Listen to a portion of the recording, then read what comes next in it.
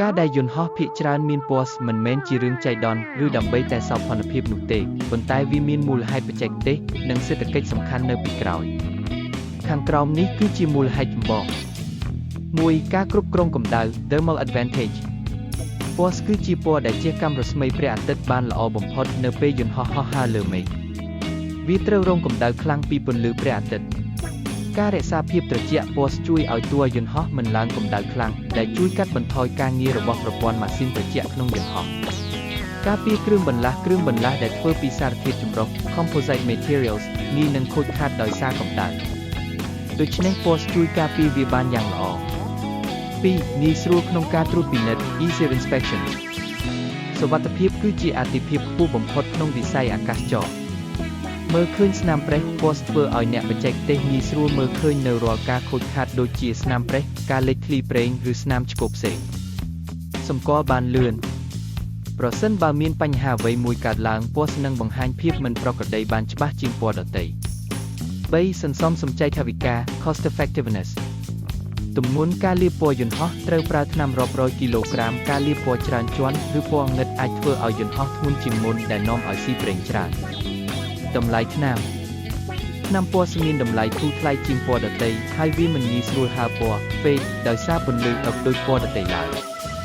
តម្លៃលក់បន្តយន្តហោះពណ៌ងាយស្រួលក្នុងការលក់បន្តឬជួលឲ្យក្រុមហ៊ុនផ្សេងព្រោះគេគ្រាន់តែបដូរ logo គឺរួចរាល់តែម្ដង 4. សុវត្ថិភាពក្នុងករណីអាសន្នប្រសិនបើយន្តហោះមានឧបទ្ទវហេតុធ្លាក់ក្នុងព្រៃឬក្នុងទឹកសមុទ្រពណ៌គឺជាពណ៌ដែលងាយស្រួលឲ្យក្រុមសង្គ្រោះមើលឃើញពីលើអាកាសបំផុតការឈានជើងចូលទៅក្នុងពិភពនៃបច្ចេកវិទ្យាយន្តហោះ Aviation Technology គឺជាការស្វែងយល់ពីសមិទ្ធផលដ៏អស្ចារ្យបំផុតមួយនៃវិស្វកម្មរបស់មនុស្សជាតិខាងក្រោមនេះគឺជាការបកស្រាយស៊ីជម្រៅអំពីសោរស្តម្ភសំខាន់ដែលធ្វើឲ្យយន្តហោះទំនើបអាចហោះហើរបានប្រកបដោយសុវត្ថិភាពនិងប្រសិទ្ធភាព 1. អាកាសធាតុវណ្ណនិងរូបរាង Aerodynamics Design បច្ចេកវិទ្យាចម្បងគឺការគ្រប់គ្រងកម្លាំងទាំង4ដែលមានឥទ្ធិពលលើការហោះហើរកម្លាំងលើក lift កម្លាំងទម្ងន់ weight កម្លាំងរុញ thrust និងកម្លាំងទាញថយក្រោយ drag winglets ស្លាបតូចនៅចុងស្លាបបច្ចេកវិទ្យាចុងស្លាបដែលងើបឡើងលើជួយកាត់បន្ថយខ្យល់គួច vortex ដែលបង្កើនប្រសិទ្ធភាពសន្សំសំចៃប្រេងបានរហូតដល់ 5. Composite Materials យន្តហោះជំនាន់ថ្មីដូចជា Boeing 787 ឬ Airbus A350 ប្រើប្រាស់សារធាតុចម្រុះ Carbon Fiber Reinforced Polymer ច្រើនជាង50នៃទូខ្លួនដែលធ្វើឲ្យយន្តហោះស្រាលជាងមុនរឹងមាំជាងមុននិងមិនងាយច្រេះស៊ី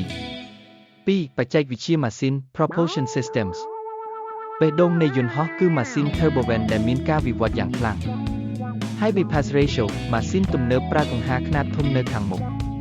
ដើម្បីរុញខ្យល់មួយផ្នែកធំកាត់តាមចំហៀងម៉ាស៊ីនមិនមែនកាត់តាមក្នុងចង្កានចំហេះទាំងអស់ទេដែលជួយកាត់បន្ថយសំឡេងរំខាននិងបង្កើនកម្លាំងរុញដោយប្រើប្រេងតិច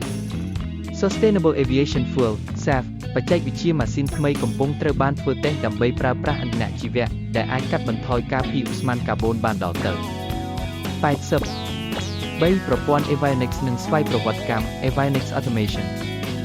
នេះគឺជាខួរក្បាលរបស់យន្តហោះ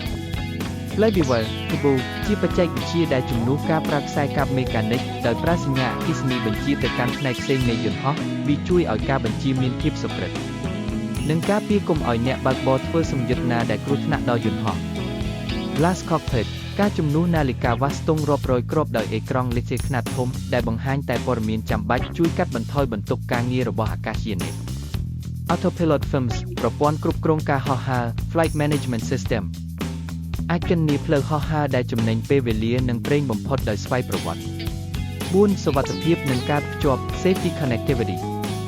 TAS Traffic Collision Avoidance System បច្ចេកវិទ្យាដែលអនុញ្ញាតឲ្យយន្តហោះជែកគ្នាលើអាកាសដើម្បីជៀសវាងការប៉ះទង្គិចគ្នាដោយស្វ័យប្រវត្តិ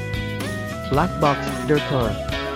ប្រព័ន្ធថតទិន្នន័យហោះហើរនិងសំឡេងក្នុងបន្ទប់អាកាសយានិកដែលត្រូវបានរចនាឡើងឲ្យធន់នឹងកម្ដៅខ្លាំងនិងសម្ពាធទឹកជ្រៅបំផុតដើម្បីស្វែងរកមូលហេតុនៃឧបទ្ទវហេតុ 5. និន្នាការនាពេលអនាគត Future Trends Electric Hybrid Planes ការអភិវឌ្ឍយន្តហោះប្រើថាមពលអគ្គិសនីសម្រាប់ការហោះហើរចម្ងាយជិត Supersonic Travel ការត្រឡប់មកវិញនៃយន្តហោះល្បឿនលឿនជាងសំឡេងដូចជាគម្រោងរបស់ក្រុមហ៊ុន Boom Supersonic ប៉ុន្តែមានលក្ខណៈស្ងាត់ជាងនិងសន្សំសំចៃជាងមុន សេចក្តីសន្និដ្ឋានបច្ចេកវិទ្យាយន្តហោះមិនមែនផ្ដោតតែលើការហោះហើរឲ្យលឿននោះទេប៉ុន្តែគឺផ្ដោតលើប្រសិទ្ធភាព efficiency និរន្តរភាព sustainability និងសុវត្ថិភាពដាច់ខាត absolute safety